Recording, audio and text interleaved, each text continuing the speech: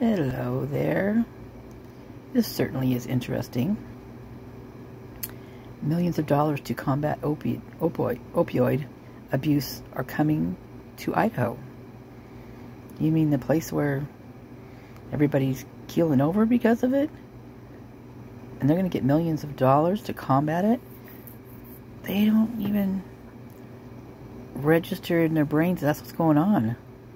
I mean, aren't they... Oh, man, alive. Idaho government officials pledge to be transparent about how government agencies are spending millions of lawsuit settlement dollars to help combat opioid addiction and abuse. It's not supposed to go to the people, not to them. I thought it was supposed to go to the dispersed between people that the lawsuits came out of. I don't know, is that right? Anyway, the Gem State has received $26 million to date from opioid settlement funds. Wow.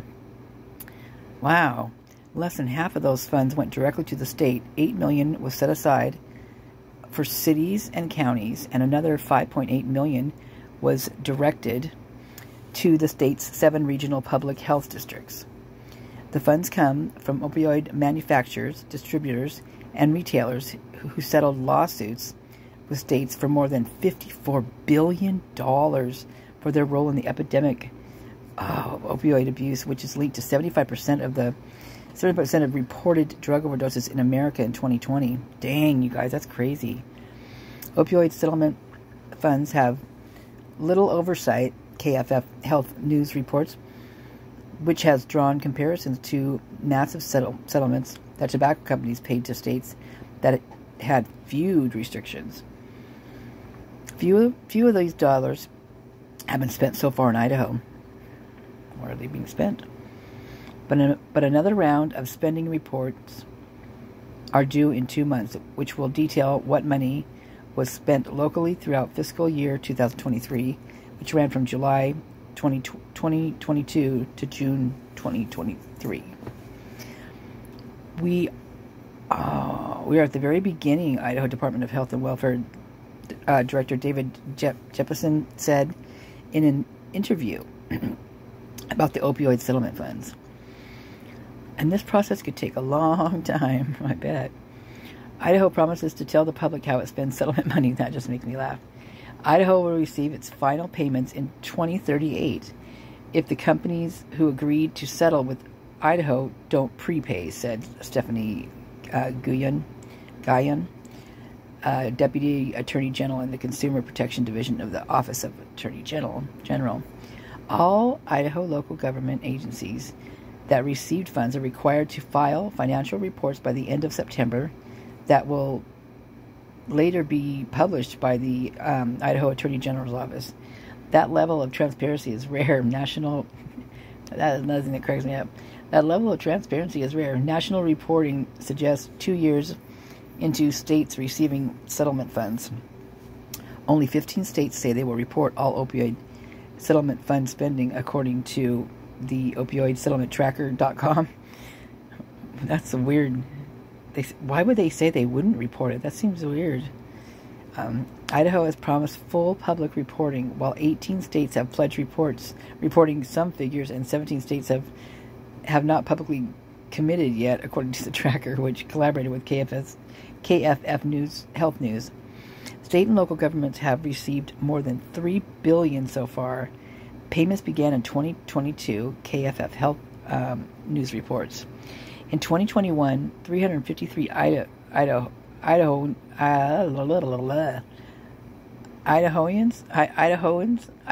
there you go. I should know this. Oh man, died from drug overdose. 353 died from drug overdoses. That seems like low. I mean, shoot, Moscow alone has how many? The Idaho Department of Health and Welfare reports opioids were tied to 241 of those deaths. Someone's not doing the right calculations here. How much money Idaho is due from the opioid settlements? Idaho is expecting to receive millions of dollars over the next several years. In total, Idaho was set to receive nearly $217.8 million across all settlements, but about 90 million is pending additional settlements. What the heck, you guys? What is Idaho just getting people hooked on drugs so they can get these settlements? Is that what's going on there? Think about that for a second. That is nuts. Idaho is slated to receive 127.8 million with the current settlements in place. And that's just the current ones in place.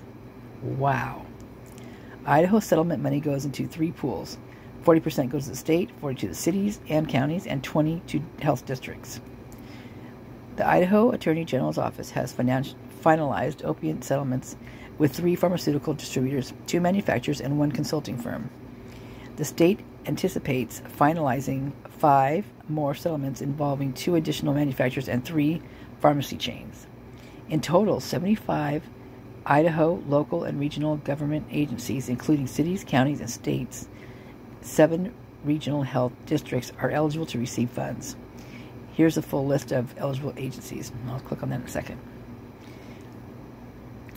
That list includes all 44 Idaho counties, all 7 public health districts, and 24 cities. No opioid funds were spent at the state level in fiscal years 2022 and 23, said Madison Hardy. I wonder why. Spokesperson for the Idaho Governor's Office. That last fiscal year ended June 30th. The legislature, following Governor Brad Little's recommendation, appropriated opioid funds to be spent in fiscal year 2024, which just began this month. But it mostly relied on funds from sources other than the settlements to fund projects suggested by the Idaho Behavioral Health Council, a group co-chaired by Jepson that guides how the state spends opioid settlement funds. Man, they say that a lot. Idaho estimates receiving $2 million each year for the state's portion of the opioid settlement funds going forward. See, I told you I said that a lot. What's been reported so far? Well, the financial reports were filed for 31 government agencies who received funds in the fiscal year of 2022, which ended June 2022. But Guyan noted that many agencies did not spend any of the funds last year or that year.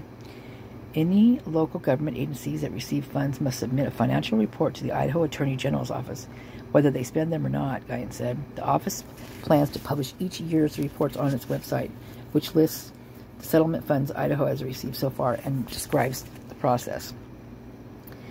The Idaho Behavioral Health Council, which recommends how the state should spend its share of the funds, recommended a slate of projects for this fiscal year to combat opioid abuse, including funds for housing initiatives, community recovery centers, inpatient treatment, and a new program for Idaho's courts.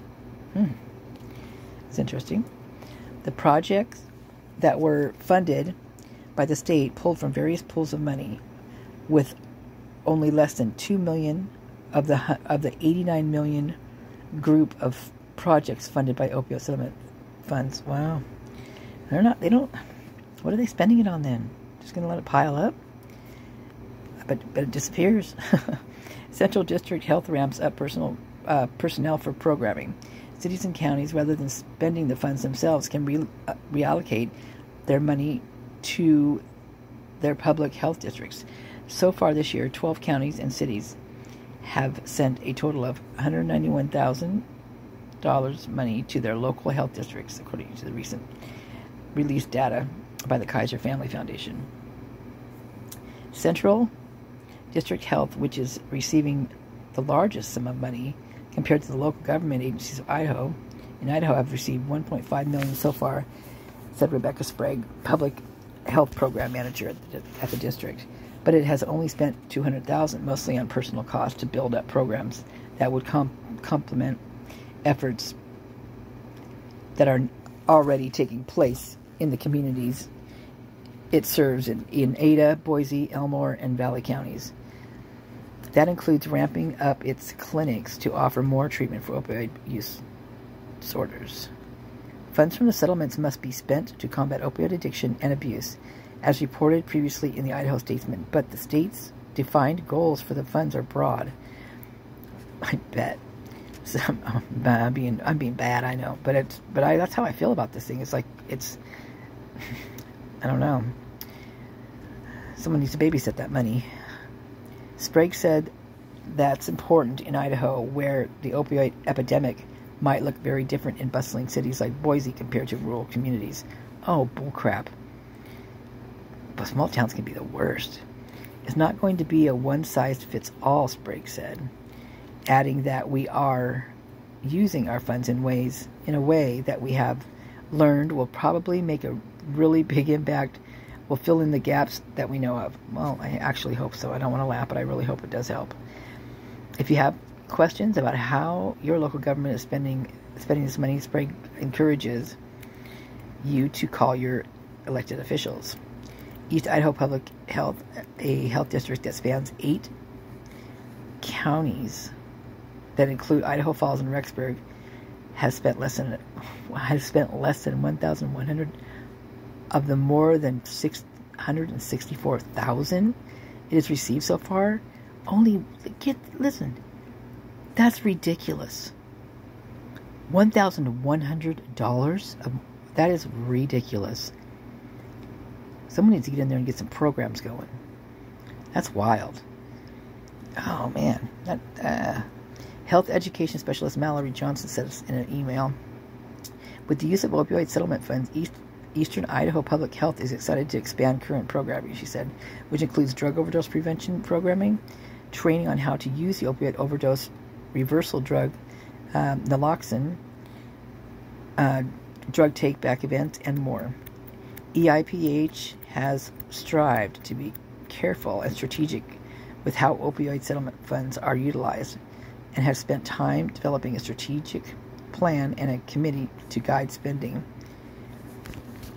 Yeah, I was like, spend it over here. What's to come? Jefferson, who co-chairs the Idaho Behavioral Health Council that recommends to government little how to spend the state's portion of settlement funds, said the state hopes to get a picture down the road of how successful the funds have been at slowing Idaho's opioid epidemic.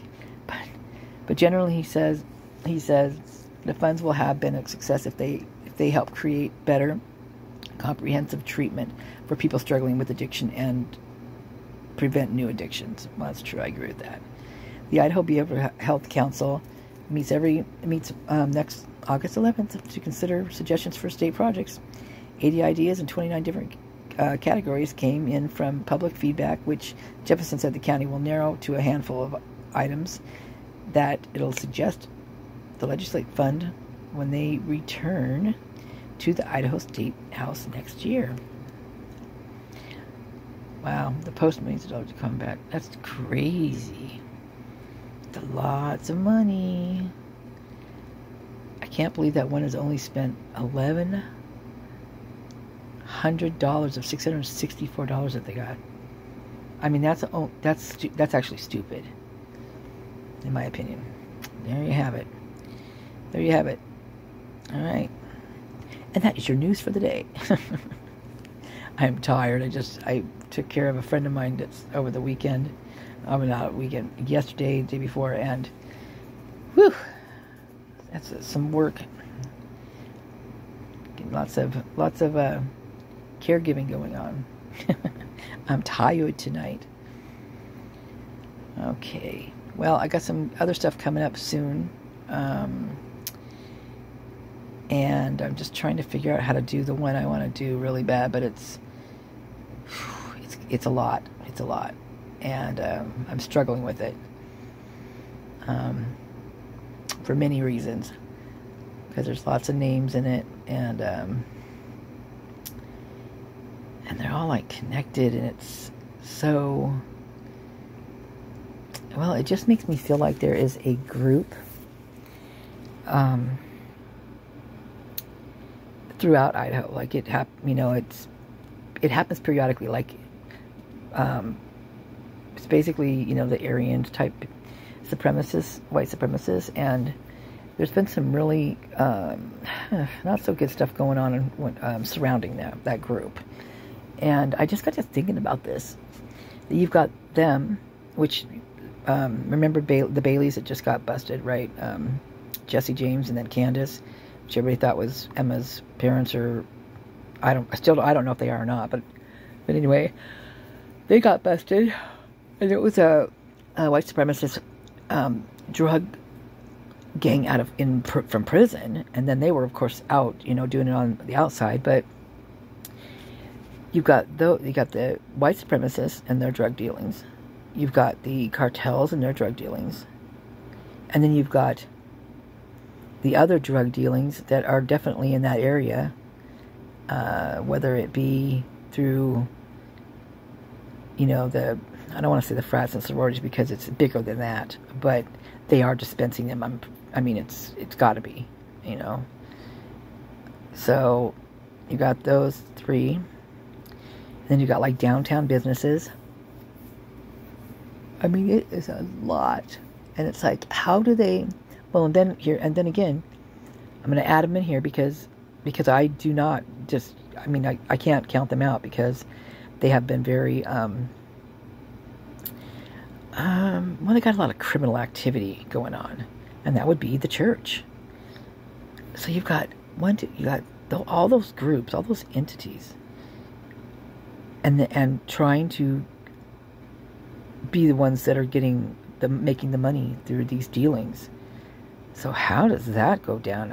You got to think about that. That's got to be that is one heck of a war right there.